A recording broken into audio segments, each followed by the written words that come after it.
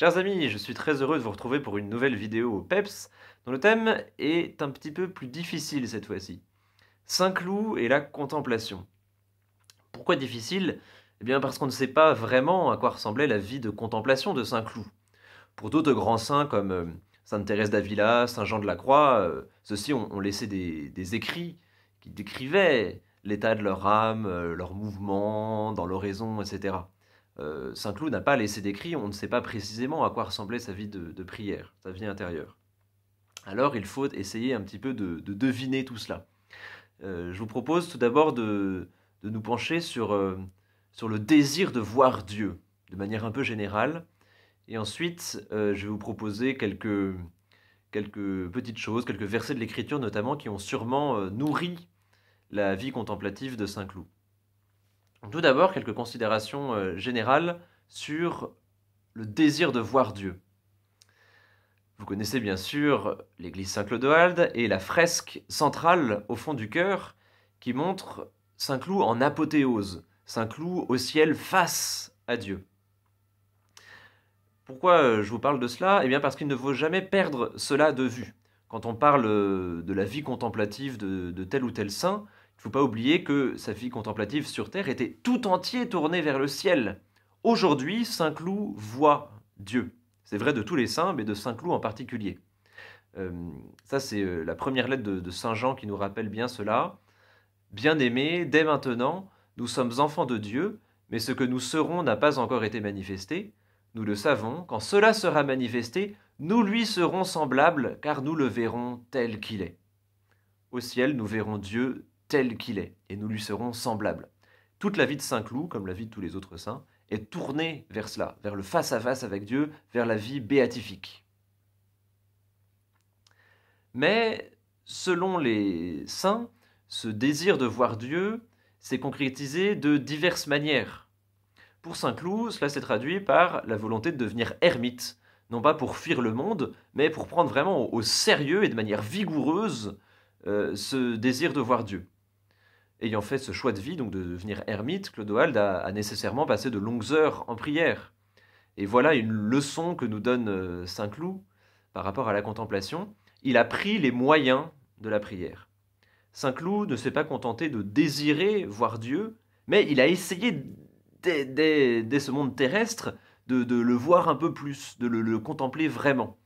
Et pour cela, pour lui, cela s'est traduit par donc une vie de prière assez intense. Alors voilà déjà deux premières questions pour vous. Ai-je le désir de voir Dieu? Ça peut paraître évident, mais est-ce que j'ai vraiment le désir de voir Dieu? Est-ce qu'il m'arrive de penser au ciel? Est-ce que je me contente d'entendre des discours, des homélies et d'autres choses sur le ciel? Ou est-ce que moi aussi, j'essaye de m'efforcer d'imaginer le ciel, d'imaginer ce que sera pour moi la vie éternelle face à Dieu? Ou bien, au contraire, est-ce que le ciel est tout à fait absent de mes pensées? Voilà. Est-ce que j'ai le désir de voir Dieu? Est-ce que je pense vraiment au ciel? Et puis, deuxième question, quels sont les moyens que je prends pour essayer de voir Dieu? Est-ce que je me dis, bon, la vision de Dieu, ce sera seulement au ciel, ou est-ce que déjà sur terre, j'essaye de me donner des moyens de voir un peu Dieu, de contempler Dieu? Donc plus concrètement, à quoi ressemble ma vie de prière? Voilà quelques éléments un peu plus généraux sur le désir de voir Dieu, et maintenant je vais m'intéresser à des éléments plus précis de la vie de Saint-Cloud, en tout cas de ce qui a sûrement nourri sa contemplation. Je vous propose trois petites choses. Tout d'abord, un extrait de l'Évangile selon saint Luc. Vous allez comprendre pourquoi. C'est au chapitre 8. La mère et les frères de Jésus vinrent le trouver, mais ils ne pouvaient pas arriver jusqu'à lui à cause de la foule. On le lui fit savoir, « Ta mère et tes frères sont là dehors qui veulent te voir. » Il leur répondit, « Ma mère et mes frères sont ceux qui écoutent la parole de Dieu et la mettent en pratique. » La vie familiale de Saint-Cloud a été compliquée, c'est peu de le dire. Et il est sûr que Saint-Cloud, méditant l'évangile de Saint-Luc, méditant ce verset, hein, « Ma mère et mes frères sont ceux qui écoutent la parole de Dieu et la mettent en pratique », il est sûr que là, Saint-Cloud a trouvé quelque chose de décisif pour sa vie. Lui-même qui a perdu ses frères, lui-même qui qui s'est fait abandonner par sa mère, a sûrement compris au contact de ce verset qu'il allait trouver une véritable famille dans l'Église, en fait, dans la famille des chrétiens. Ma mère et mes frères sont ceux qui écoutent la parole de Dieu et la mettent en pratique. Et donc, en méditant sur ce verset, qui a nourri sûrement sa contemplation, Saint Cloud a trouvé aussi la source de son action.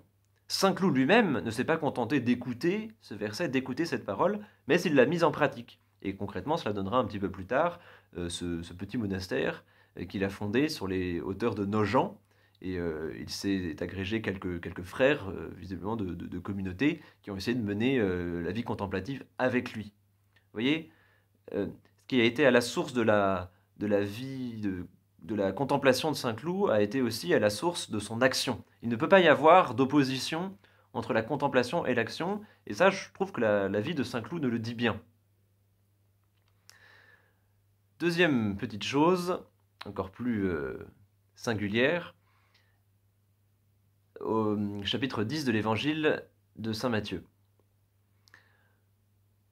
Ne craignez pas ceux qui tuent le corps sans pouvoir tuer l'âme.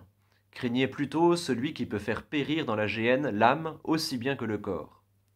2 moineaux ne sont-ils pas vendus pour 1 sou? Or, pas un seul ne tombe à terre sans que votre Père le veuille.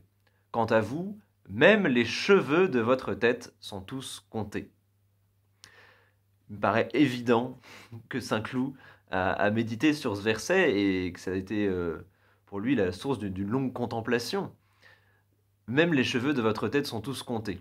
Et effectivement, dans la vie de Saint Cloud, Dieu a compté d'une certaine manière les cheveux de Saint Cloud et lui a rendu cette offrande qu'il a faite de sa chevelure en signe de renoncement au trône. Il lui a rendu cette offrande en le comblant de joie dès sa vie terrestre. On a l'impression que ce verset a été placé dans l'Écriture par les auteurs bibliques spécialement pour Saint Cloud.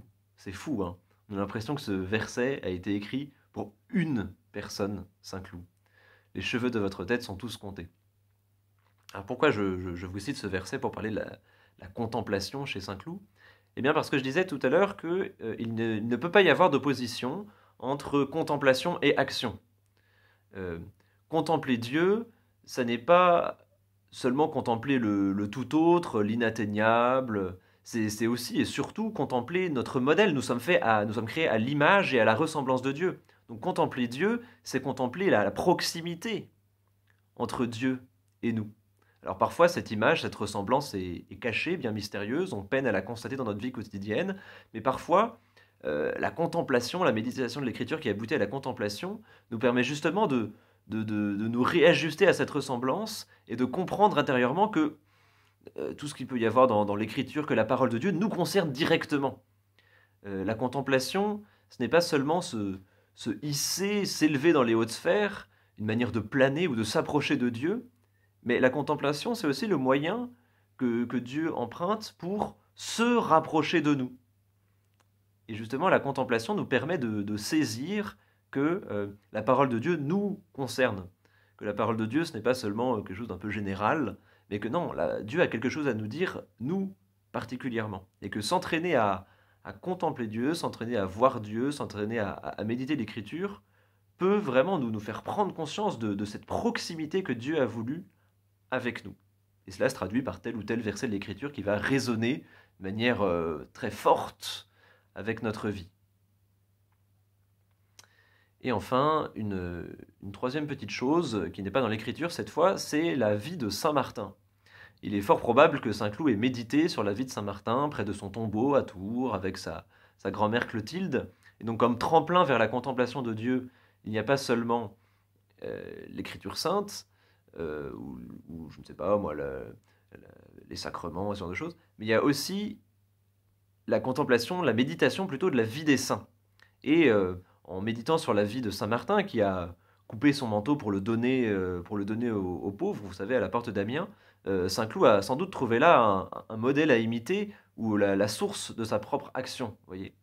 En voyant la vie de Saint Martin, Saint Cloud a sûrement vu Dieu à l'œuvre, d'une certaine manière. Et cela l'a sûrement inspiré grandement. Et voilà donc 2 autres questions pour vous, au terme de cette deuxième partie.